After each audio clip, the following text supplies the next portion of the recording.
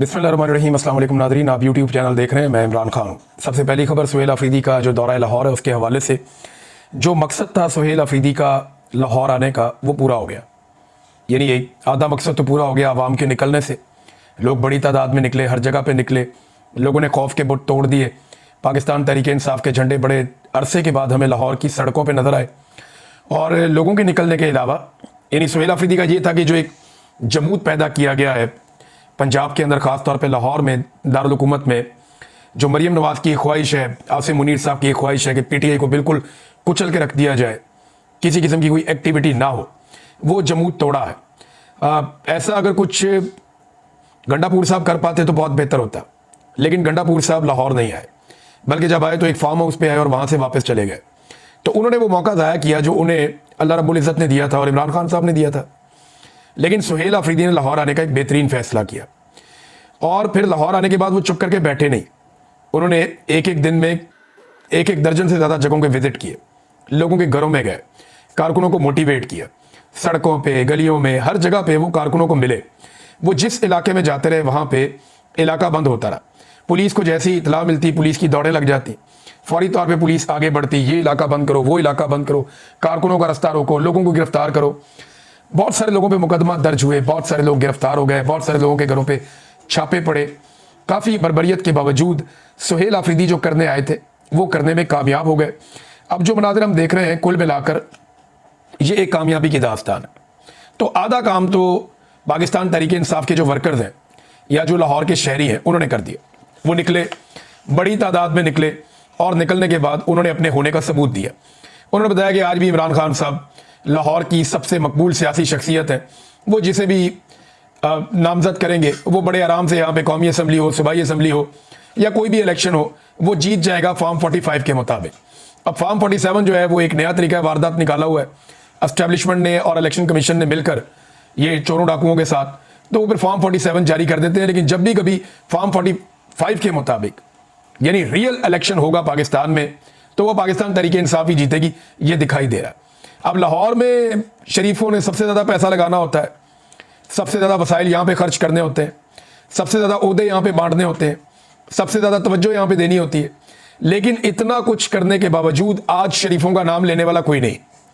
यानी अभी तक नवाज शरीफ नहीं निकल सकता लाहौर में, मरीम नवाज ऐसे निकल कर आवाम में लाहौर में नहीं जा सकती।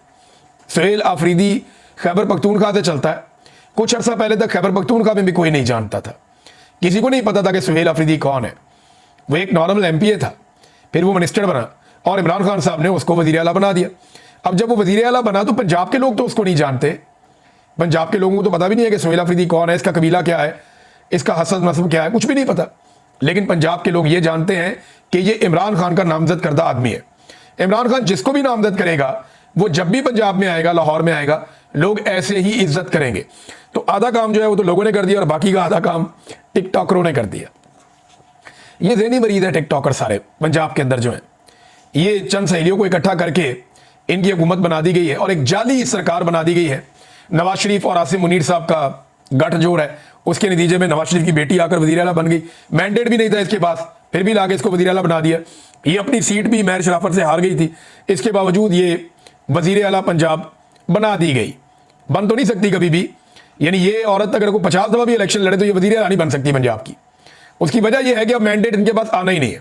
जो गंद इन्होंने मार दिया ना पाकिस्तान की और पंजाब की आवाम के साथ, जो जुल्म और ज्यादती कर दी है, ना कभी इनको किसान वोट देगा, ना कभी मजदूर वोट देगा, ना कोई मेहनत कश इन्हें वोट देगा, ना कोई तालिब इल्म इन्हें वोट देगा, ना कोई उस्ताद इन्हें वोट देगा, ना कोई बेचारा सरकारी मुलाजिम इन्हें वोट देगा। इन्हें वोट अब कोई नहीं देता। जो कुछ इन्होंने पंजाब की आवाम के साथ कर दिया है, और गरीब तो वैसे ही इन्होंने कुचल दिया है, तो वोटों वाली तरफ से तो इनको ना है। हाँ, जब तक इनको कोई फील्ड मार्शल इनका वाकफ बन जाए, कोई आर्मी चीफ इनका वाकफ बन जाए, कोई बूट शूट इनको मिल जाए पॉलिश करने के लिए, और उस पॉलिश के नतीजे में ये हुकूमत में आ जाए तो वो एक अलग बात है। बहरहाल आधा काम आवाम ने कर दिया, आधा काम पंजाब की हुकूमत ने कर दिया और काम पूरा हो गया। जो काम करने के लिए सुहेल अफरीदी आए थे, और सुहेल अफरीदी को भी शाबाश मिलनी चाहिए कि इमरान खान साहब ने एक ठीक आदमी को चुना और जिस आदमी को वो लेकर आए उसने कम से कम पंजाब को एक मरतबा झंझोड़ा है। अब देखना यह है कि पंजाब की जो सियासी क़यादत है, यहाँ के MNAs, MPAs, यहाँ के टिकट होल्डर्स, ये सारे लोग अब किस तरह इस सारे मामले को कैश करते हैं। ये जो एक थोड़ी सी तहरीक पैदा हुई है, इस तहरीक को बड़ी तहरीक में कन्वर्ट कैसे करते हैं, ये आने वाले दिनों में पता चलेगा। अच्छा नादरीन, उमर चीमा के घर जाने की कोशिश की सुहेल अफरीदी ने। ये बताया सलमान अकरम राजा साहब ने कि जनाब सुहेल अफरीदी साहब को जाना था उमर चीमा साहब के घर, लेकिन क्योंकि उमर चीमा साहब का घर जो है वो छावनी में है, कंटोनमेंट में, तो कंटोनमेंट में जनाब उन्हें रोक दिया गया, उन्हें नहीं जाने दिया गया। तो अब वो कह रहे हैं जी हम आज दोबारा जाने की कोशिश करेंगे, लेकिन कल उन्होंने जाना चाहा तो छावनी के अंदर घर है कंटोनमेंट में, तो कंटोनमेंट कोई पाकिस्तान से बाहर तो नहीं है ना। वजीर आला कंटोनमेंट में क्यों नहीं जा सकता? कंटोनमेंट किसी के बाप की जागीर तो नहीं है। कंटोनमेंट जो है वो एक छावनी का इलाका है, लेकिन पाकिस्तान का हिस्सा है। अब वो कोई भारत में थोड़ी है जहां पे वीजा लेकर जाना पड़ेगा, तो वजीर आला को वहां पे जाना चाहिए। वो कह रहे हैं जी आज के दिन में दोबारा कोशिश करेंगे और बदसलूकी की तवक्को की जा सकती है कि हमारे साथ बदसलूकी भी की जाए। वैसे एस्टेब्लिशमेंट को होश के नाखून लेने चाहिए, ऐसी घटिया हरकतें नहीं करनी चाहिए कि अवाम जो है वो कंटोनमेंट में दाखिल ना हो, या अवामी वजीर आला जो है वो कंटोनमेंट में दाखिल ना हो। जब कंटोनमेंट के लोग पूरे पाकिस्तान में फिर सकते हैं तो पाकिस्तानी जो है वो कंटोनमेंट में क्यों नहीं जा सकते? ये क्या बकवास है? इंडिया कंटोनमेंट खत्म कर रहा है और पाकिस्तान के अंदर जनाब कंटोनमेंट के अंदर अवामी वजीर आला नहीं जा सकता। ये हालात पैदा कर दिए। वो सुहेल अफरीदी फूड स्ट्रीट गए कि जनाब फूड स्ट्रीट में जाऊंगा, वहां जाके खाना खाना था रात का, और इस बात का बड़ा खदशा था क्योंकि अंदरून शहर में बहुत ताकत है पाकिस्तान तहरीक इंसाफ की। तो लोगों ने बहुत रश लगा दिया जहां जहां से वो गुजरे। सुहेल अफरीदी खुद रुक के नारे लगवाते रहे। अब जब वो फूड स्ट्रीट गए तो उनके जाने से पहले फूड स्ट्रीट की लाइटें बंद करके पूरी फूड स्ट्रीट ही बंद करवा दी। अंदाजा करें ये निज़ाम कितना डरा हुआ है। वो भई एक बंदा खाना खाने जा रहा है, वहां बेशुमार लाइटें लगाई गई हैं, वो रात को जागने वाला माहौल है। एक मेहमान वजीर आला आया है और अगर वो फूड स्ट्रीट में जाके खाना खा लेगा तो आपको तो चाहिए था स्पेशल एहतमाम करते, वहां सिक्योरिटी का बंदोबस्त करते, वहां पे ज्यादा लाइटें जलाते, वहां के होटल वालों को कहते कि अगर ताखीर भी हो जाए तो आपने परवाह नहीं करनी। एक मेहमान वजीर आला आया, उसको वहां खाना खाने देना। इन्होंने क्या किया? इन्होंने लाइटें बंद करवा दी, फूड स्ट्रीट ही बंद हो गई। अंदाजा करें आप, ये कोई वफद आ जाए ना गैर मुल्की, छोटा मोटा कोई थर्ड क्लास मुल्क का भी कोई गवर्नर आ जाए या कोई हुक्मरान आ जाए, तो ये क्या करते हैं? ये सारी सारी रात लाइटें जला के रखते हैं। ये जनाब शाही किला आधी रात को खोल देते हैं। ये हजूरी बाग के अंदर बड़े बड़े प्रोग्राम करवाते हैं। लेकिन एक सूबे का वजीर आला आया और वो अवामी मुंतखब नुमाइंदा है, वहां गुडविल जेस्चर देने की बजाय फूड स्ट्रीट की लाइटें बंद कर दी। ये तो अच्छा, मैं वैसे ये देख रहा हूं कि मरियम नवाज ने कोशिश करनी है नवाज शरीफ का रिकॉर्ड तोड़ने की, लेकिन नवाज शरीफ का रिकॉर्ड इतना आसान नहीं है तोड़ना। जुल्म, बर्बरियत, 2 नंबरी, फ्रॉड और बूट पॉलिश में नवाज शरीफ साहब ने जो मुकाम हासिल किया है, ये बहुत मुश्किल है कि कोई और ज़हनी मरीज वो मुकाम हासिल कर सके। अब मेरे पास एक बड़ी मजेदार खबर है, बहुत ही जबरदस्त खबर है। मैं आपको 1-2 दिन में खबर में छोड़ कर रहा हूं। मैं आपको खबर दूंगा टिकटॉकर आला के हवाले से। बड़ी कमाल खबर है, आप बहुत एंजॉय करेंगे। सिर्फ मुझे 2 दिन और दे दें, मैं इस खबर को जरा थोड़ा सा और पॉलिश कर लूं, जरा 1-2 सोर्सेज और चेक कर लूं, आपको बड़ी इंटरेस्टिंग खबर दूंगा इनके हवाले से। और ऐसी खबर दूंगा कि ये खुद भी सर पकड़ के बैठ जाएंगे कि ये खबर बाहर कैसे निकली। जिले शाह के घर जाना था। नईम हैदर पंजूसा साहब ने कहा था कि ये जिले शाह के घर जाएंगे, और मुझे लगा कि शायद आज कल दिन में ये गए भी हैं, लेकिन वो पता चला कि जिले शाह की फैमिली को शहर से बाहर कहीं और शिफ्ट कर दिया, और ये पंजाब हुकूमत ने किया, ये उन्होंने इल्जाम लगाया। अभी कुछ एक्टिविटीज और हैं जो सुहेल अफरीदी ने आज के दिन में लाहौर में करनी है। देखते हैं कि और कितना ज्यादा मोमेंटम वो बनाते हैं, लेकिन इसको एक कामयाब दौरा ही कहा जाएगा। किसी भी सियासी शख्सियत को ऐसा दौरा मिल जाए जहां पे रुकावटें भी हों, तंग भी किया जाए, गिरफ्तारियां भी हों। अब 11-12 बंदे तो वो गिरफ्तार हो गए हैं जो उनके साथ वफद के साथ साथ जा रहे थे। 11 बंदे बताया जा रहा है कि वो गिरफ्तार हो गए, और लाहौर में तो बेशुमार गिरफ्तारियां हमेशा होती रहती हैं, मजीद गिरफ्तारियां भी की गई हैं। तो ये बड़ा एक माहौल बना हुआ है। अब नाज़रीन, मुझे एक बात समझ आ गई इस सारे एपिसोड से कि पाकिस्तान की जो मिलिट्री एस्टेब्लिशमेंट है या जो फौजी क़यादत है, वो हमेशा से तलबा तंजीमों के खिलाफ क्यों रही है। मुझे माजी में समझ नहीं आता था। मुझे लगता था शायद ये सोचते हैं कि तलबा तंजीमों की वजह से कोई दहशतगर्दी हो जाती है, कोई लड़ाई झगड़ा हो जाता है, कोई तालिब इल्म अपनी एजुकेशन से दूर चले जाते हैं। भाई अगर तालिब इल्मों को आपने सियासत से दूर रखना है तो आप पॉलिटिकल साइंस का मजमून ही खत्म कर दें, आप माशरती उलूम खत्म कर दें। भाई सियासत तो वो अपने निसाब के अंदर पढ़ते हैं, तो फिर ये कैसे हो सकता है कि आप उन्हें सियासत से मुकम्मल तौर पर दूर रखें। सियासत से उनका आईनी हक है, ये आइन के अंदर लिखा है, कानूनी हक है उनका। तो मुझे अब समझ आई कि पाकिस्तान की मिलिट्री एस्टेब्लिशमेंट या पाकिस्तान के जर्नैल वो हमेशा से क्यों इस बात के खिलाफ है कि स्टूडेंट पॉलिटिक्स का हिस्सा ना बने, या जो स्टूडेंट तंजीमें हैं जैसे MSF है, PSF है, अभी ISF बहुत तगड़ी है, इंसाफ स्टूडेंट फेडरेशन, ये हमेशा से क्यों सोचते थे या क्यों ये कोशिश करते थे कि कॉलेजेस में और यूनिवर्सिटीज के अंदर तलबा तंजीमें काम ना करें। ये सुहेल अफरीदी को देखकर समझ आ रही है, ये बात मीना खान अफरीदी को देखकर समझ आ रही है, ये बात मुराद सईद को देखकर समझ आ रही है, ये बात शाहिद खटक को देखकर समझ आ रही है, ये इन नौजवानों को देखकर बात समझ आ रही है कि एक्चुअली आईएसएफ से इतना ज्यादा ये क्यों डरते हैं। और बहुत सारे नौजवान हैं, बहुत सारों के नाम मैं ले पाऊंगा, बहुत सारों के मुझे याद भी नहीं, लेकिन आईएसएफ ने जिस तरह से लीडर पैदा किए हैं और जैसे उन्होंने एस्टेब्लिशमेंट के नाक में दम किया है और जिस तरीके से उन्होंने मिच्योर पॉलिटिक्स की है, वो ये बताता है कि तुलबा के सियासत में आने से क्यों पाकिस्तान के जर्नैल खौफजदा होते हैं। लिहाजा अब पूरा फोकस करना चाहिए इस बात के ऊपर तमाम पॉलिटिकल पार्टीज को, नवाज शरीफ को भी, जरदारी को भी और बाकी पॉलिटिकल पार्टीज को भी। पीटीआई तो कर ही रही है, सबको इस बात के ऊपर फोकस करना चाहिए कि जितना मैक्सिमम हो सके नौजवानों को कॉलेजेस में, यूनिवर्सिटीज में पॉलिटिक्स के अंदर इन्वॉल्व किया जाए, क्योंकि स्टूडेंट जब पॉलिटिक्स को समझेगा, जब वो उसके अंदर आएगा, तो जब वो अमली सियासत में आएगा तो वो बहुत मिच्योर पॉलिटिकल लीडर बन के आएगा। सबने तो सियासत में नहीं जाना होता, सैकड़ों में एक होता है जो प्रॉपर सियासत के अंदर आता है। लिहाजा ये सब पॉलिटिकल पार्टीज को करना चाहिए और ये तालिब इल्म ही होंगे जो पाकिस्तान के अंदर से आमरीत को दफन करेंगे, अगर कोई दफन करना चाहे तो। वरना मैं यहां पे आज वो बाप बेटे के स्टेटमेंट सुन रहा था जरदारियों के, ये बड़ा जरदारी, छोटा जरदारी, आसिफ जरदारी और बिलावल जरदारी, मैं दोनों के स्टेटमेंट सुन रहा था और मैं हैरान हो गया इनके स्टेटमेंट सुन के। ये बेनज़ीर भुट्टो साहिबा की बरसी के स्टेटमेंट्स हैं और जो इन्होंने तारीफें की हैं फील्ड मार्शल की, मैं आपको थोड़ी सी बताता हूं। ये तारीफें सुन के तो मैं तो हैरान हो गया। यानी एक जनाब जरदारी साहब, हमारा फील्ड मार्शल नाकों चने चबवा देगा। फिर बिलावल, फील्ड मार्शल का नाम सुनते ही मोदी छुप जाता है, गायब हो जाता है। फिर बिलावल ने कहा जिन तैयारों से भारतीय तैयारी गिराए वो जरदारी ने मंगवाए थे। वो कब मंगवाए थे भाई, किसी को पता ही नहीं है इस बारे में।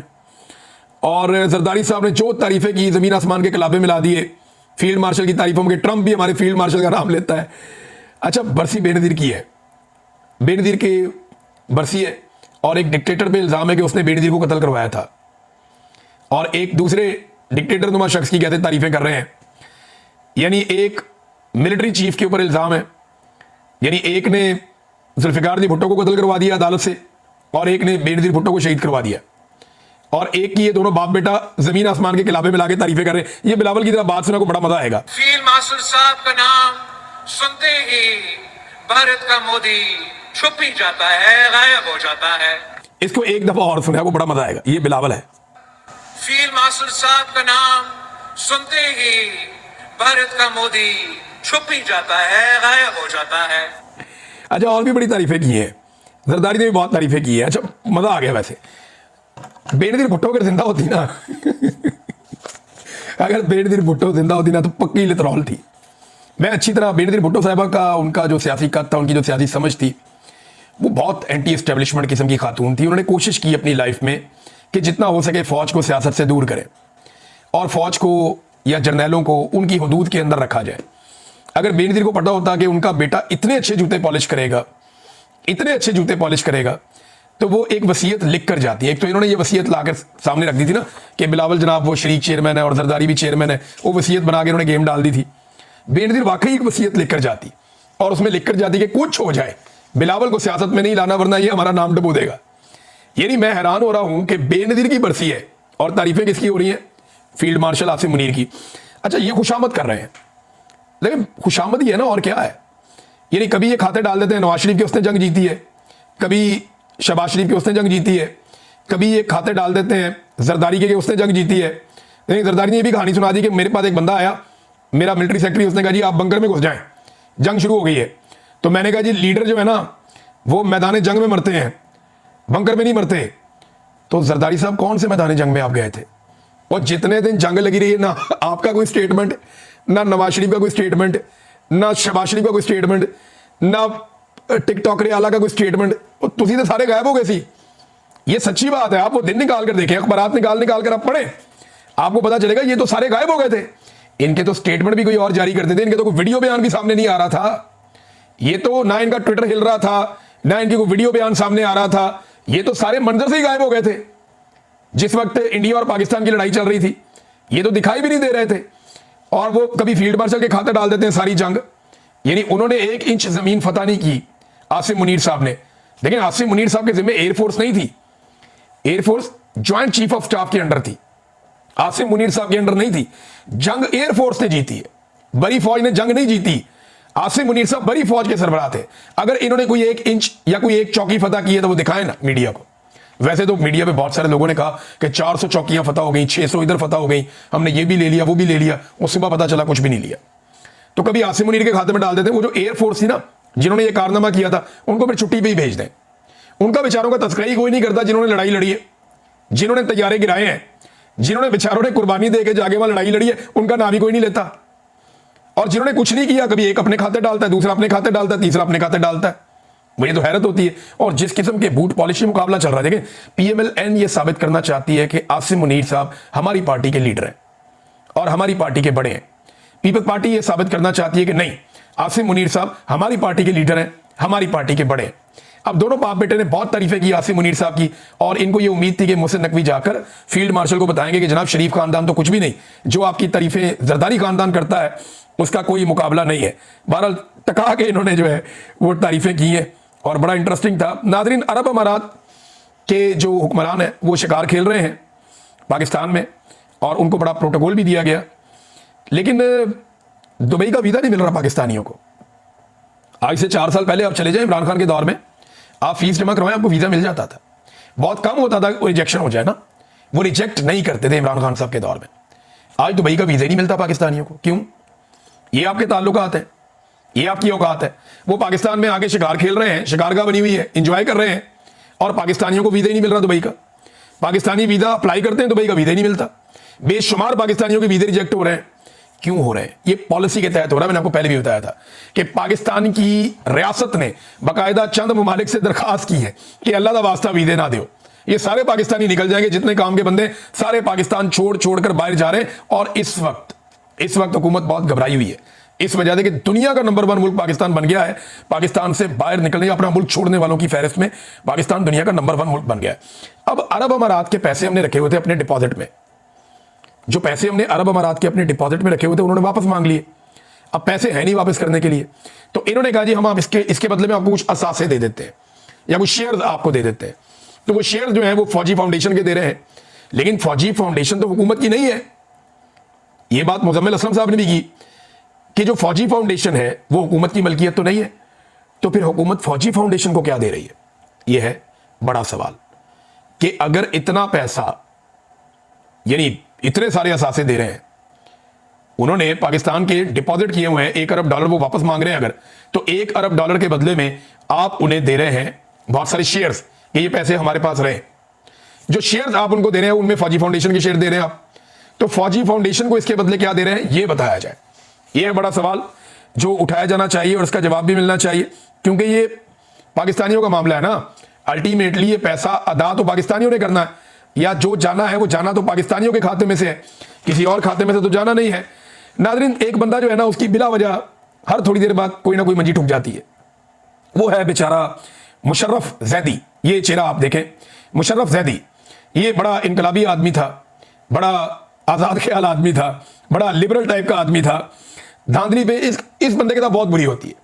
जब भी पाकिस्तान में कुछ गलत होता है ना, इस बंदे की मंजी ठुक जाती है बिला वजह। बिला वजह तो नहीं ठुकती, मेरे ख्याल ठीक ही ठुक जाती है। उसकी मैं कोई रीजन देता हूं। धांधली का मामला हो, जुल्म और बरबैयत का मामला हो, सियासी कैदियों पर जुल्म का मामला हो, जाली केसेस का मामला हो, टेलोरों के शिकार का मामला हो, या PIA की खराब सूरत हाल और उसकी फरोख्त का मामला हो, हर चीज पर माजी में यह बंदा इनकलाबी बन चुका है। अब हो यह रहा है कि जैसे ही कोई नई एक्टिविटी होती है, इसका जो इनकलाबी बयान है वो उठा के इसके मुंह पे मार देते हैं लोग, और लोग इसकी अपनी ट्वीट से इसकी अपनी ठुकाई कर देते हैं। और मेरे ख्याल में काफी मुनासिब दिखाई देता है कि ये ठुकाई इनकी जेन्युइन हो रही है, क्योंकि ये बहुत बड़े इनकलाबी होते थे, लेकिन सरकारी नौकरी मिलने के बाद नौकर की ते नखरा की। नाज़रीन, सुहेल अफरीदी को मैंने लाहौर में घूमते हुए देखा ना, तो मुझे नवाज शरीफ का एक दौरा याद आ गया। नवाज शरीफ ने दौरा किया था लाहौर में, और नवाज शरीफ गए थे मोनी रोड पे। ये नवाज शरीफ साहब का एक पुराना इश्क है मोनी रोड। इनके फैमिली के लोग भी यहाँ पे रहते हैं, इनका ससुराल समझ लें आप। मोनी रोड पे जनाब नवाज शरीफ साहब गए, बड़े अपने साथ गाड़ियों का काफिला लेकर गए। जितनी गाड़ियां रायगढ़ से लेकर निकले थे ना, उतनी गाड़ियां थी वहां पे। जो कैमरामैन थे उन्होंने जो फुटेज बनाई और जो पब्लिक हुई, उसमें लोग नवाज शरीफ का मजाक उड़ा रहे थे मोनी रोड पे। मुझे याद है अच्छी तरह, बच्चे पीछे छोड़ दिए थे, बच्चे मजाक उड़ा रहे थे, तमस्खर उड़ा रहे थे।